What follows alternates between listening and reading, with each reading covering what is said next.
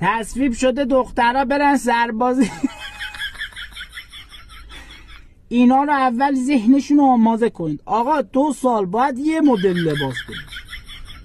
اینا موقع صبحونه خوردن یکشون میگه کره میخوام، یکشون میگه پنیر میخوام، یکشون میگه من رژیمم، نون رژیم میخوام.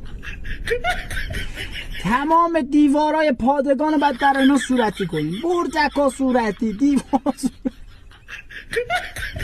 اسلحه هاشون رو باید قلب بچسبونیم چون اینا خیلی قلب بزن. اسلحه ها مخصوص خودشون باید باشه. میدون تیر میرن فرمانده میگه که هدفو بزنید، اینا نمیزنن. آقا چرا نمیزنید؟ اسلحه منو دادین آزیتا.